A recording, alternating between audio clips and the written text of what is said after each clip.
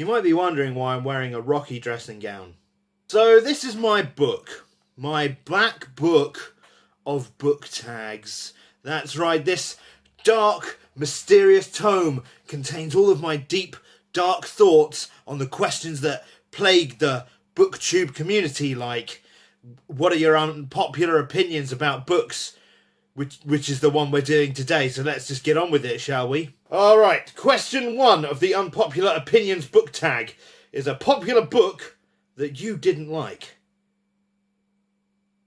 The answer to this question is Angel Fall by Susan E., a book that I no longer own because it's fucking garbage and I put it in the bin.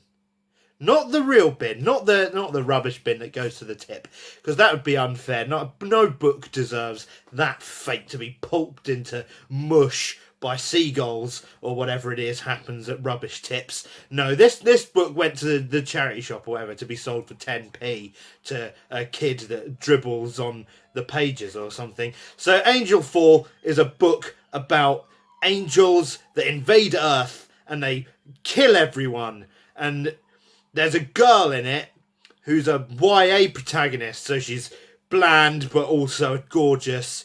She's frail and underfed, but also able to beat everyone up. And she also says things that people online said were really funny but aren't. So that's basically what the book is about. And the reason I'm really sort of salty about this particular book is it got over 1 bajillion 5-star reviews or something, it said on the cover. And everyone who gave it 5 stars must be a liar. Maybe there might be one of you watching this video that gave it 5 stars. And if so, like, ignore what I'm saying. Like, love the book, whatever, do you? But to me, I was told this book was going to be super intense and hardcore, and like it had horror elements and like it was really spooky, but actually it was about hunks that had bird wings, and the author just made angels bird people, which is literally the fucking stupidest thing ever. Question 2. A book series that everyone hates, but you love.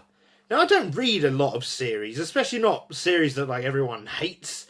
So for this question, I went with The Works of Jessie Andrews. Now, Jessie Andrews is a YA author, which is unusual for me to really like. I'm not a massive YA reader, but I think that's the part of the charm of Jessie Andrews to me, is that he's not really a YA writer in the typical sense.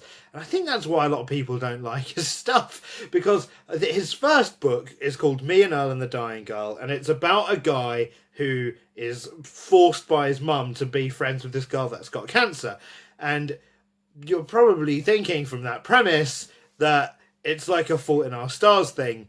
And I think that's what he wanted. Like, a lot of people read that book thinking it would be like The Fault in Our Stars, and it wasn't at all. Like, it's more about a realistic teenage boy who doesn't learn anything and can't take anything seriously, including people dying, and it's very irreverent, and I think people hated it because of that. It's got very crude humour, and I think people hated it because of that. It's a very realistic, for the most part, portrayal of the attitudes of a teenage boy, and I don't think people liked it for that reason.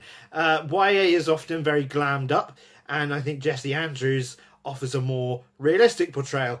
Now, the reason I think people hate all of his works is because he's got a second book out called The Haters, which is more or less more of the same thing, only now it's a jazz band on a road trip, and it's like amazing, but no one has fucking read it because they're so burned by Me and Helen the Dying Girl, and that's, you know, fine with me. I think you should read it because, well, why not? But who cares what I have to say, right? Question 3.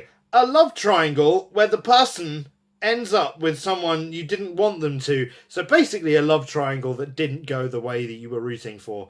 Now, I think I can count the number of books that I've read that have a love triangle on like no hands, because I don't read that sort of book, I guess. But I've gone with the Virgin Suicides for this. Now you might be thinking, if you've read the Virgin Suicides, there wasn't a love triangle in that story. I'm here to tell you that you're wrong, because the girls, the main characters of it, which I've now blanked on their name, so they are part one of the triangle. Then you've got like the neighborhood boys, who are like creepy stalker people, and they watch them from across the road with binoculars out of a treehouse. They're part two, and they love the girls. Like all of them love all these girls. That their like life plan was to share these girls out between them and go to dinner parties or something. So that's the second part. The third angle on the love triangle is suicide itself. And I know I described these boys as weird, creepy stalker people, but I don't think it would have been that bad for the girls to date them rather than going with suicide. I mean, that's their choice, but it's not the way I would have liked the story to go. Number 4, a popular genre you rarely reach for. The answer to this question is like mysteries and thrillers. Specifically, I think like infinite character thrillers. And by that I mean like your Jack Reachers and your Alex Cross. Is that a one? Alex Cross. I'm reading one at the moment, actually. It's just here next to me. It's called The Big Sleep by Raymond Chandler. It's from the 30s, so I'm pretty sure there won't ever be another one. But like these are the sorts of books that it's just like a mystery every week. Almost like if the guy could write them fucking fast enough. Like they're a mystery. It's a mystery book starring the same character as he gets into shenanigans over and over again. I'm not really into that sort of thing. I think if you're reading the same book series forever, you're just sort of boring. I don't know, mysteries and thrillers, I guess. I do read them, but not like as a go-to. Number 5, a popular character that you didn't like. For this, I've written down the Nameless Fool from Rebecca. And by that I mean the second Mrs. De Winter, who is a woman with like no personality at all. And it makes no sense why anybody loves her. And like the whole time in the book, everyone's like, oh, you're not as good as Rebecca. And I agree. She's not. She's boring and she's useless and weak. And all she does is moan about how the flowers outside are the wrong colour. And it makes her sad because Rebecca picked the colour of the flowers. And that's all she really does. And then sometimes she says in her head, oh, I wish I could talk about things with my husband. But she doesn't ever talk to him. She just lets him read the paper in his study every day. And it's shit. Number 6, a popular author you just can't get into. Cassandra Clare is an author. I can't get into her books. I read City of Bones and it was like alright. I think it was pretty good. And then like I read the next one, which is City of something else, and it was fucking dog shit. And like all the characters were pricks. And like it was written in a way that you could tell that this was like a fan fiction writer for the most part, because basically what she did was like include loads of really weird, out of place real world references in things. Like there's a bit where Clary tells Max, who's Alec and Isabel's brother, she's like, oh, you should go to Forbidden Planet because you like Naruto. And like, it was at that point that my skin all fell off out of cringing, and I can never read another Cassandra Clare book ever again. Number 7. A popular trope that you're tired of seeing in books. For this, I put Supersecret ancestry, and by that I mean when a character, it's revealed to them, not that they're the chosen one or whatever, like that's different, that's like a prophecy sort of thing, but when it's like, oh, your mum and dad are part of a secret ninja school and they're like the bestest ninja of all time, or if it's like a normal pleb person and then like someone comes up to them and go, oh, secretly you were a dragonfly all along and you didn't know about it. Like, it's fucking shit. Like, it's rubbish. The only reason it's included is so you can get like a pleb character into the fictional fantasy world, and I think there are a lot more interesting ways that you can do that don't immediately make them like a freak to everyone in their real life. Like Shadowhunters did that as well, like the Mortal Instruments. Like Clary was a normal person, and then it turns out she wasn't. She was actually a super secret half angel person all along. And then she can't relate to, and then she never speaks to a normal person ever again in her whole life. It's rubbish. I don't like it. Number 8. A series you have no interest in reading. A popular series that you have no interest in reading. The answer is Throne of Glass by Sarah J. Maas. I was interested in reading this at one point, and then I heard more about it. Like, the concept of Throne of Glass sounded cool, because it's like an assassin tournament, right? And then later on, as I heard more about it, because you can't avoid it on Booktube, as I learned more about the series, I realised actually that it wasn't about an assassin.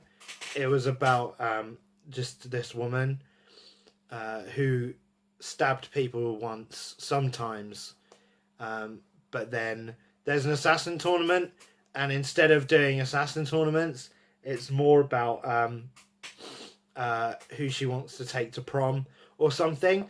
That's what I understand from reading reviews. Like the cool stuff sort of glossed over, and then later on in the series, it just becomes Sarah J. Maas's weird like sex fantasy series, and the cover art of Selena Sardothian looks like a self-insert of Sarah J. Maas, and that's like a thing in the Mortal Instruments as well, where Clary Frey is like an idealized version of Cassandra Clare, and it's really obvious to me, and it makes it awkward. I don't ever want to read books like that ever again. So yes, Throne of Glass, the Throne of Glass series. And the final question. The saying goes, the book is better than the movie. What movie do you like more than the book? Now, it's a silly statement to make, I think, because I think it's very limited in its understanding of just how uncreative Hollywood can be when it comes to adapting books for film. Because, like, almost every film that you know probably was a book once. Like, I'm not kidding. Like, I can point to my shelf. Let's have a look. Let's have a look at my little film shelf here. Let's see. Things that are based on books. So, we've got all the James Bond films. Those are better than the books because, well, James Bond is a multi-billion, squillion-dollar film franchise, and the books don't sell very well. Let's see, what else do we have here? We've got Carrie by Stephen King. Now, I'm actually personally of the opinion I really like Carrie as a book, but the film is fucking brilliant. I think it's equal, if not maybe even slightly pegs it, to be honest. I've got also Jurassic Park, obviously, is a film that everyone loves. There's Rambo, First Blood. First Blood, the book, no one's heard of, really. No one has certainly not read it recently. But the film people know about, because it's got Sylvester Stallone in it. And Die Hard, that's a film that's based on a book. You might not have known that. The book's called Nothing Lasts Forever, I think. And it's sort of pretty much the same as the film. But you wouldn't know that, would you? Because, well, you just wouldn't, because no one's read that book. It was written so long ago. So there's loads of films that are better than the book. So I don't know who's been saying otherwise, but I guess I haven't seen many films. Well, that was the Unpopular Opinion book tag. Everyone's done it years ago already, so I won't tag anyone.